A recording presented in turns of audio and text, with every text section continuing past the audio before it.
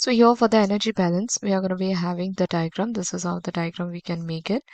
That this will be the 200K. This is